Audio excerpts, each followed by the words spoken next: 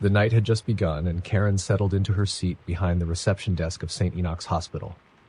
A seasoned nurse, she was no stranger to the eerie quiet of the graveyard shift. The fluorescent lights buzzed faintly overhead, casting long shadows in the empty halls. The hospital had been a bustling place during the day, but now it felt like a hollow shell of itself. At 2:33 a.m., the elevator dinged. Karen glanced at the monitor. No one had called it, and yet the doors slid open. She peered down the hall, expecting to see a wandering patient or maybe a janitor. The corridor was empty. Unease prickled her skin. Shrugging it off, she returned to her charts, reminding herself that the building had quirks. Old wiring, faulty sensors. Nothing unusual. Minutes later, the smell hit her, a faint but distinct aroma of lavender and antiseptic, like an old-fashioned sick room. It wasn't uncommon to smell odd things in hospitals, but this scent carried a peculiar weight, as if it had a presence. She wrinkled her nose and stood to investigate. The air grew colder as she approached the elevator, her breath puffing out in small clouds. She pressed the button, and the doors slid shut without hesitation. Satisfied, she turned to head back to her desk. And then she heard it. A whisper. "Help me." Karen froze. The sound had come from the stairwell nearby, faint but unmistakable. Her heart hammered as she tried to rationalize it. Maybe it was a trick of the ventilation system or a far-off voice echoing through the halls. But deep down, she knew better. Against her better judgment, she pushed open the heavy stairwell door. The light flickered, bathing the narrow staircase in an unsettling strobe effect. "Hello?" Karen called, her voice trembling slightly. The whisper came again, this time from above. "Help me, please." Gripping the railing, she began to ascend. Each step felt heavier than the last, as though an invisible force was pushing her back. The higher she climbed, the stronger the lavender scent became, mingling now with something metallic, coppery, and sharp. Blood? Her stomach churned at the thought. On the third floor, the whispering stopped. The air was so cold, her fingers ached, and the silence was deafening. Karen shivered and pushed the door open. This floor had been closed for renovations for months. It was supposed to be empty. Yet, as she stepped into the darkened hallway, she felt it. A presence. Not seen, but felt, like a pressure against her chest. "Hello?" she called again, her voice cracking. The overhead lights flickered to life, revealing an old gurney parked in the middle of the hallway.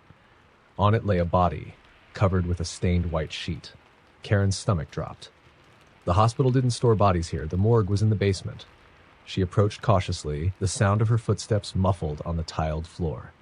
As she reached for the sheet, it moved, not a shift from air currents or gravity, a deliberate twitch. She gasped and stumbled back. The lavender scent grew overpowering, and the whisper came again, louder this time.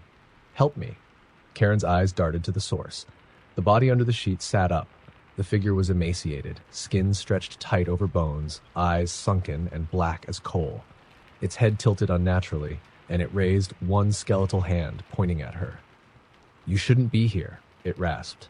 She stumbled back, tripping over her own feet and landing hard on the floor. The figure rose from the gurney with a creaking sound, its joints popping as it took a shuddering step toward her. Karen scrambled to her feet, her scream catching in her throat as the lights began to fail again, plunging her into darkness. In the pitch black, she felt the icy grip of fingers on her wrist. The whispers surrounded her now, dozens of voices, all pleading, all crying for help. Panic took over, and she yanked her arm free, bolting for the stairwell. Behind her, the whispers morphed into screams. She didn't stop running until she burst into the brightly lit lobby. The receptionist on duty looked up from her book, startled. "Karen, are you okay?" Breathless, Karen turned to look behind her.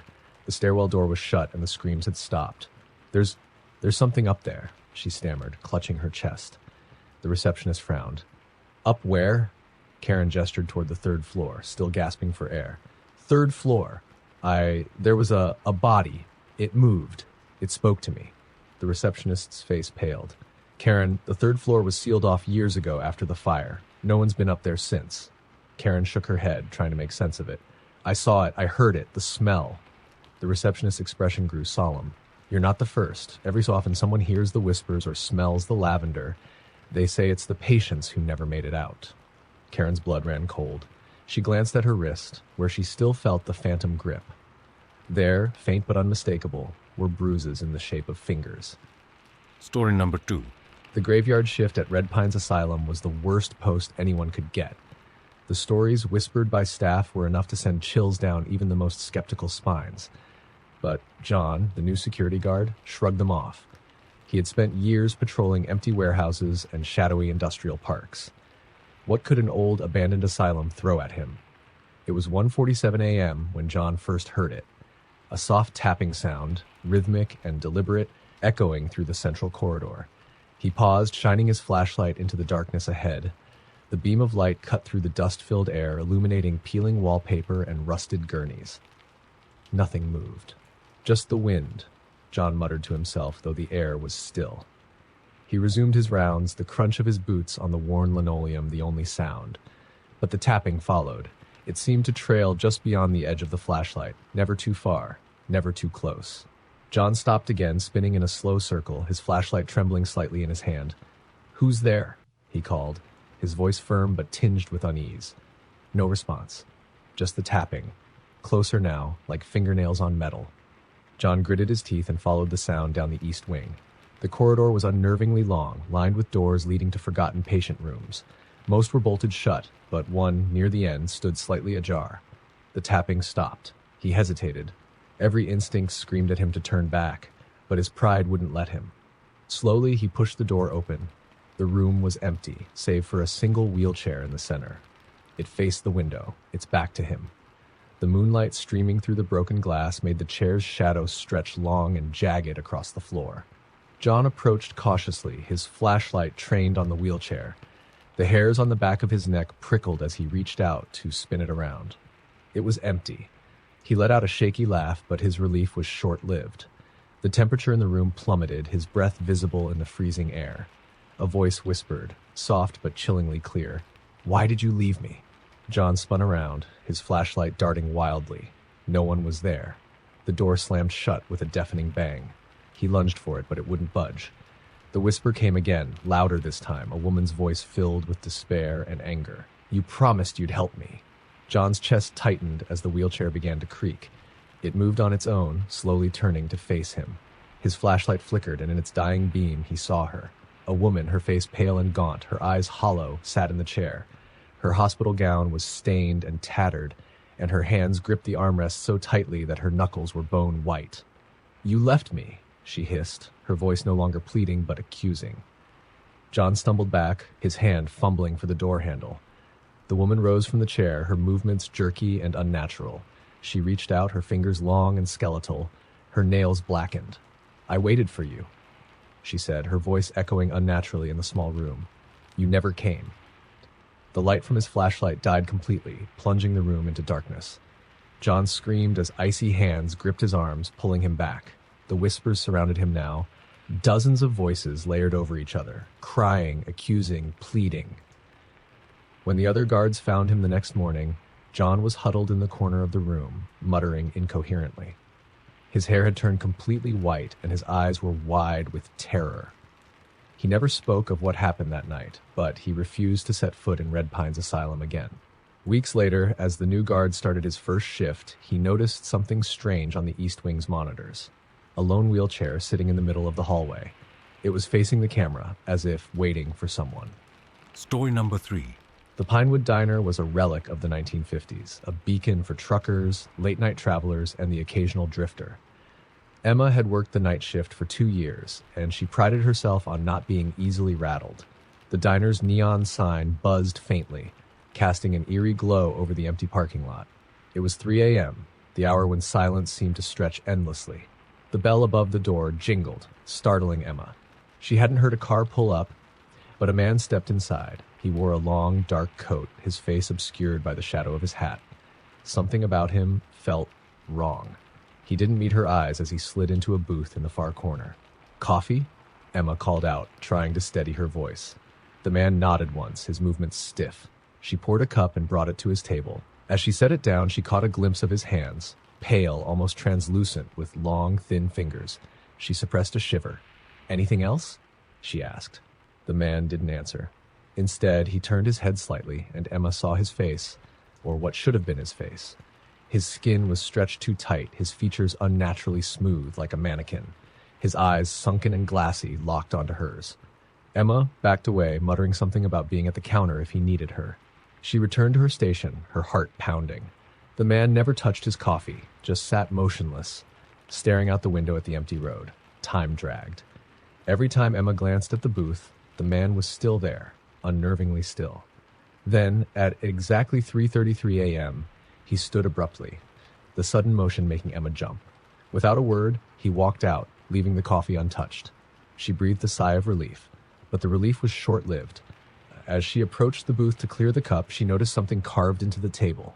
4 words, scratched deep into the wood. "Do not follow him." The diner's phone rang, making her jump. She hesitated before picking it up. "Pinewood Diner," she said, her voice shaky. "Is he there?" a frantic voice demanded. "Who?" Emma asked, her grip tightening on the receiver. "The man in the coat," the voice said urgently.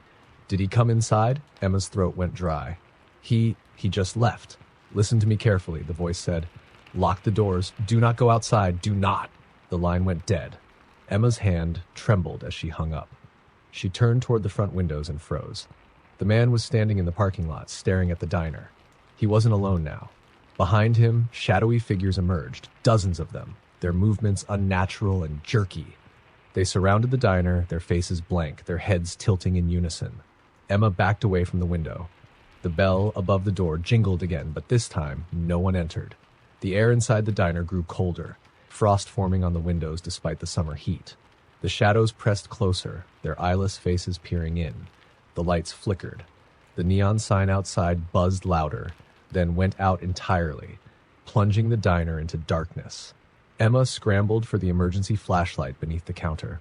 When she turned it on, the beam cut through the gloom, landing on the man in the coat. He was inside now, standing in the middle of the diner, though she hadn't heard the door open. He raised one hand, pointing directly at her.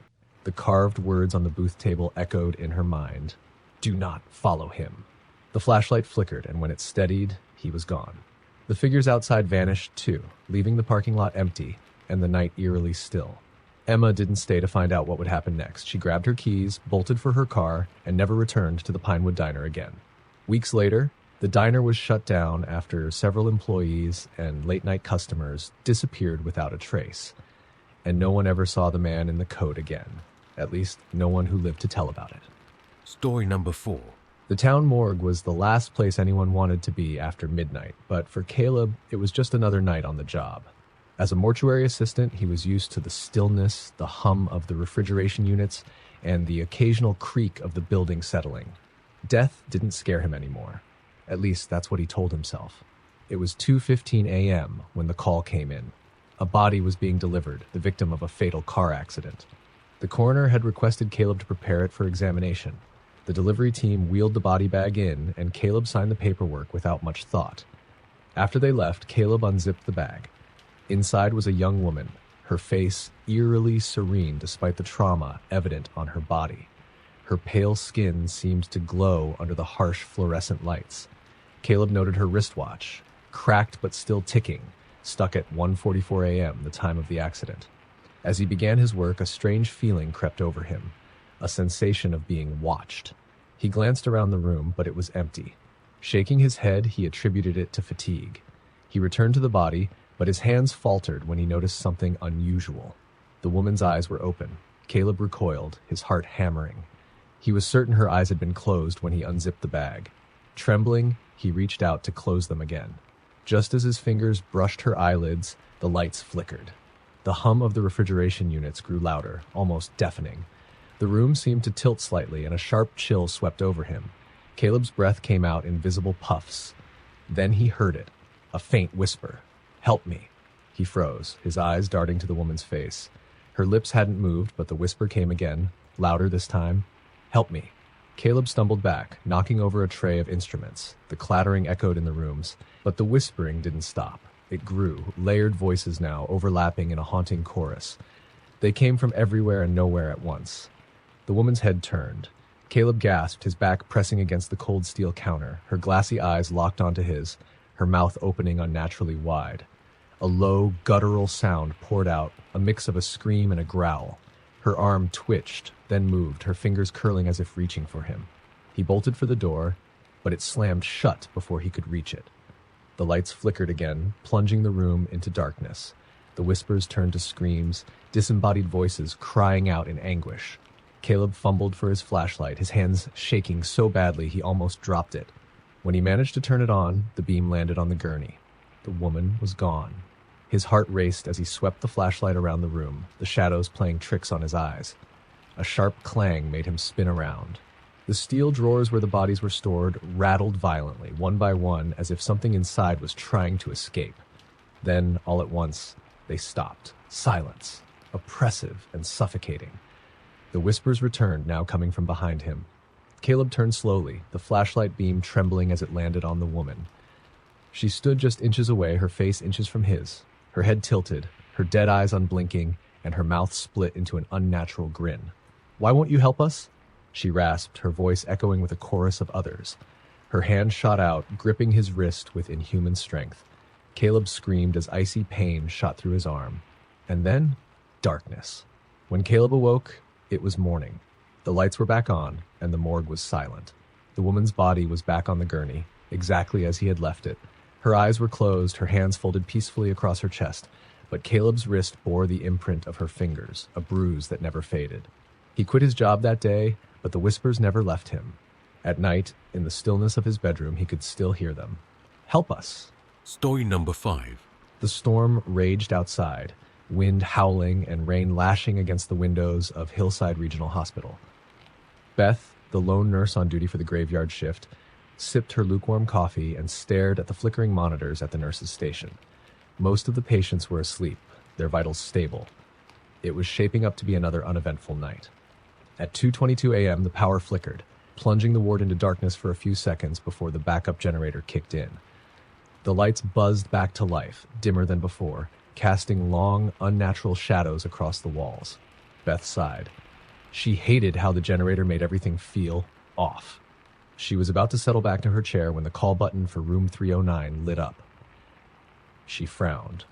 Room 309 was empty. Its last patient had been discharged earlier that afternoon. Beth hesitated before grabbing her clipboard and heading down the hallway. The sound of her footsteps echoed unnervingly, swallowed by the oppressive silence of the hospital. When she reached room 309, she stopped. The door was ajar, and a faint light spilled out into the hallway. Her pulse quickened. She pushed the door open, and her heart nearly stopped. A figure sat on the bed, its back to her. It was shrouded in shadows, its shape indistinct but unmistakably human. The air in the room was frigid, her breath visible in the dim light. Beth's voice trembled as she spoke. "Hello? Can I help you?" The figure didn't move. Beth stepped closer, her hands gripping the clipboard so tightly her knuckles turned white. "You're not supposed to be here," she said, her voice firmer this time. The figure's head turned slowly, too slowly, as though its neck was on the verge of snapping. When it finally faced her, Beth gasped and stumbled back. Its face was featureless, smooth as porcelain, except for two deep black voids where its eyes should have been. It raised a hand, skeletal and impossibly long, and pointed at her. Its mouth opened, a dark chasm, and a voice like grinding metal filled the room. "You shouldn't be here." The clipboard fell from Beth's hands as she bolted out of the room, her breath coming in panicked gasps. She ran back to the nurse's station and grabbed the phone, her fingers fumbling as she dialed security. The line crackled, and then a voice whispered on the other end, "You can't leave." The phone went dead. Beth's eyes darted to the hallway. Room 309's door was now closed, but the light beneath it flickered erratically. The call button on the nurse's station lit up again, not just for room 309, but for every room on the ward, one after the other, until the entire panel glowed red. The sound of soft, shuffling footsteps echoed down the corridor. Beth turned, her blood running cold. Figures emerged from the rooms, one by one, their movements slow and unnatural. Each was featureless, like the one in room 309, their hollow eyes fixed on her. Backing away, Beth tripped over the chair and fell to the floor. The figures moved closer, their whispers filling the air, overlapping into a maddening cacophony. "Why are you here? You shouldn't be here. Leave. Leave." Beth scrambled to her feet and ran for the stairwell, slamming the heavy door behind her. She descended as fast as her legs could carry her, the whispers following, growing louder with every step. When she reached the lobby, it was empty. No security guards, no other staff, just an oppressive silence and the storm raging outside. She sprinted toward the front doors, only to find them locked. Desperation clawed at her as she banged on the glass. "Help! Somebody, please!" A reflection caught her eye. She turned and froze. The figures stood at the far end of the lobby, their heads tilted at unnatural angles, their eyeless faces fixed on her. One by one, they raised their hands and pointed at her. The lights flickered again, and when they came back on, the figures were gone. Beth didn't wait to see if they would return. She grabbed a chair and smashed it against the glass door, shattering it. Ignoring the cuts on her hands and arms, she ran out into the storm. She never went back to Hillside Regional. Weeks later, when she worked up the courage to tell her story, she learned that room 309 had been the site of a tragedy years ago. A patient had died under mysterious circumstances, and ever since, strange occurrences plagued the ward. Beth swore she could still hear the whispers at night, echoing in the corners of her room. You shouldn't be here. Story number 6. The clock in the old library struck midnight, its chime echoing through the cavernous, dimly lit halls. Jenna, a graduate student working late to finish cataloging a rare collection, sighed as she pushed her glasses up her nose. The building was eerie at night, with its towering shelves and the faint scent of ancient paper lingering in the air. She had heard the stories every student at Blackwood University had. The library was haunted. Whispers about the Watcher of the Stacks were part of campus lore. But Jenna didn't believe in ghosts. She believed in deadlines and the caffeine in her thermos. As she flipped through the brittle pages of an ancient tome, a noise broke the stillness. It was faint but unmistakable, the sound of footsteps, slow and deliberate, coming from the direction of the restricted archives. She froze, her heart racing. The library was supposed to be locked after 10 p.m., and she was certain she was the only one with a key. "Hello?" she called out, her voice trembling slightly. No response. She grabbed her phone and activated the flashlight. The beam was weak, barely cutting through the darkness as she made her way toward the archives. The air grew colder with every step, and the shadows seemed to shift, curling around the edges of her light. When she reached the heavy wooden door to the restricted section, it was ajar. Her stomach tightened. She pushed it open and peered inside. The shelves were packed with dusty, leather-bound books, their spines faded with age. At the far end of the room, something moved. A shadow that didn't belong. "Who's there?" she demanded, her voice echoing unnaturally. The shadow stilled, but then the air grew heavy, as if the room itself was holding its breath. Jenna stepped closer, her shoes squeaking on the polished floor. As she rounded the corner, her flashlight caught something, an open book on the floor, its pages turning as if an unseen hand were flipping through them. Her breath hitched. The words on the pages were not printed, but scrawled in blood-red ink, letters forming and dissolving before her eyes. The message became clear. "Leave now." She stumbled back, her flashlight flickering. The temperature dropped sharply, and her breath puffed out in small clouds. Then she heard it, a low, guttural whisper, so close it could have been right in her ear. "You shouldn't have come." The flashlight died, plunging her into darkness. Panic surged through her as she fumbled to turn it back on. When the light returned, she screamed. A figure loomed in front of her, impossibly tall and cloaked in shadows. Its face was obscured, but its eyes glowed faintly like embers in a dying fire. The figure raised a hand, and the air around Jenna seemed to solidify, trapping her in place. Her mind screamed at her to move, but her body refused to obey. The whispers grew louder, overlapping into a cacophony of voices, each one full of anger and despair. "You've seen too much. You don't belong here. You'll never leave." With a sudden surge of strength, Jenna broke free from the invisible grip and bolted toward the door. The air seemed to resist her, every step feeling like wading through thick mud. She reached the door and threw it open, slamming it shut behind her. The whispers stopped abruptly, leaving only the sound of her ragged breathing.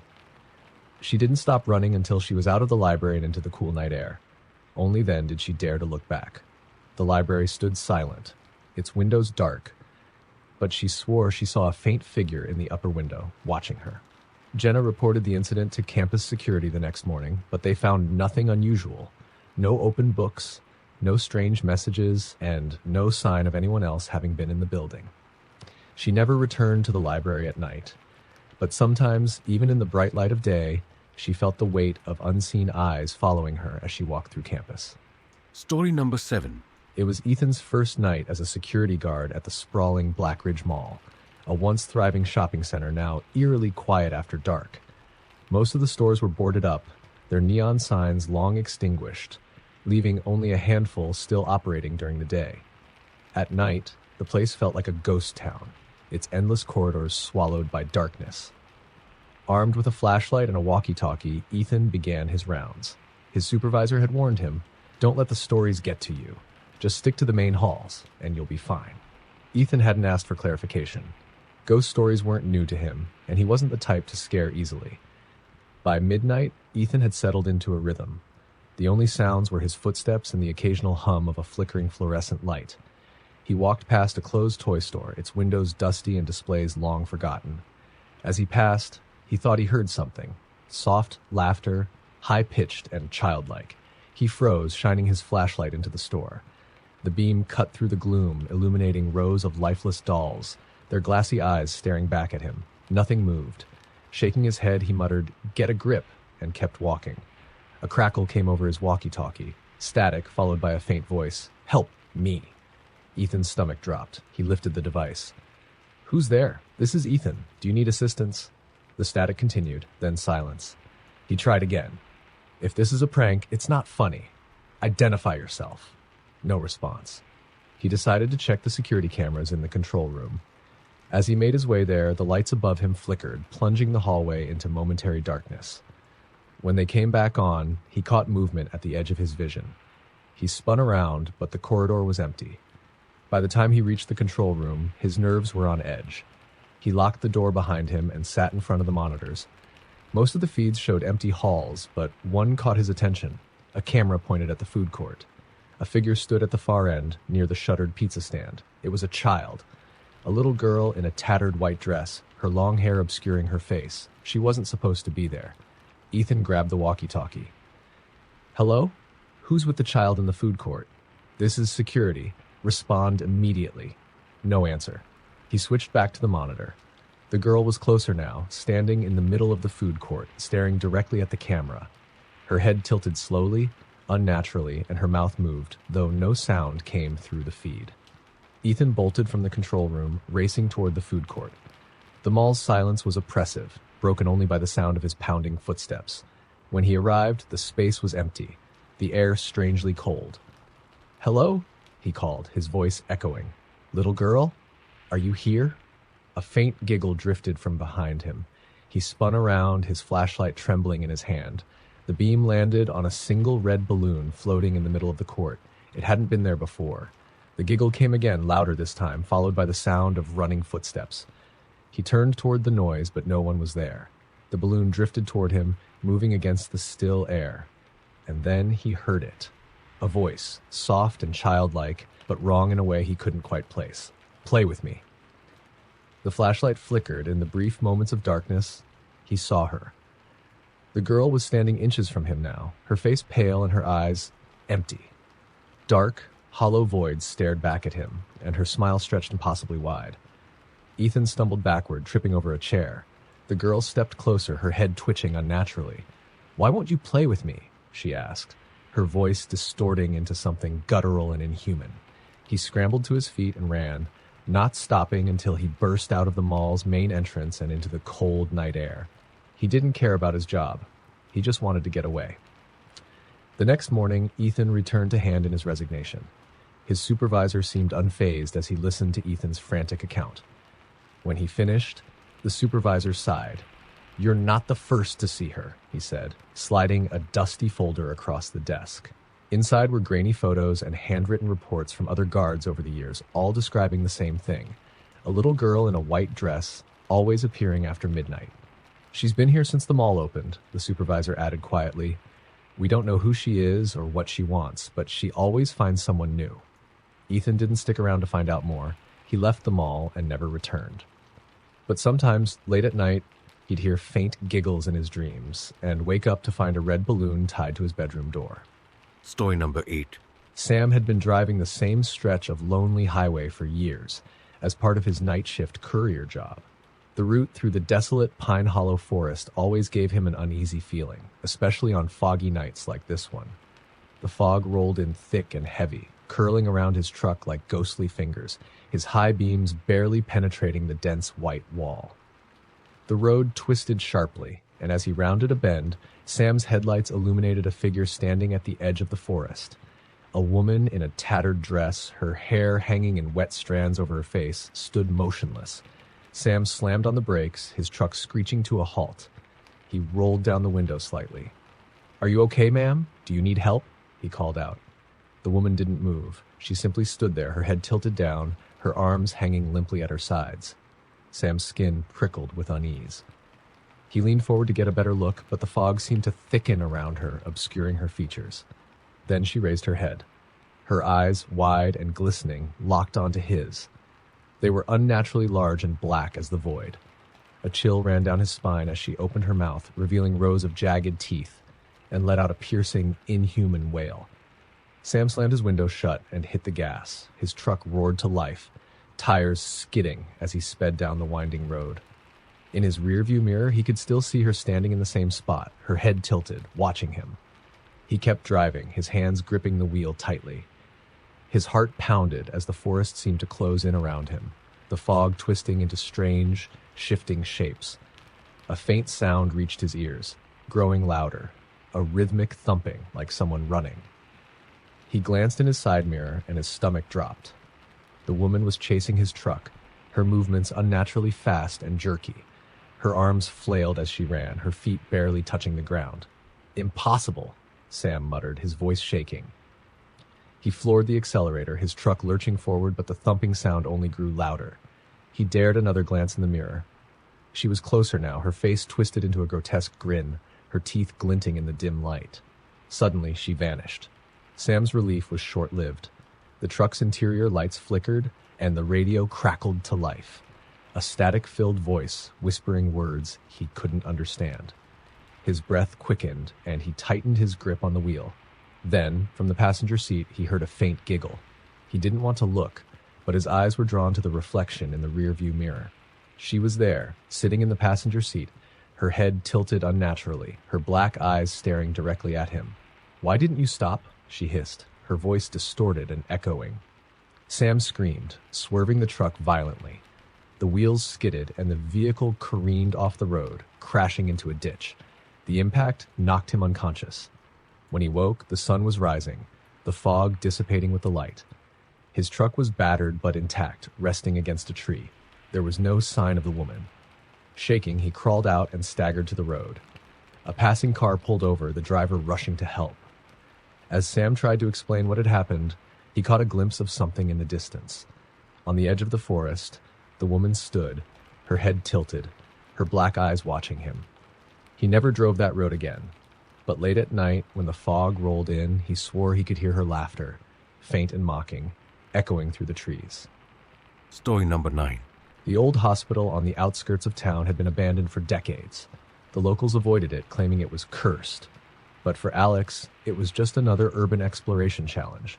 Armed with a flashlight and a camera, he stepped into the crumbling building, the air inside heavy with dust and the faint scent of mildew.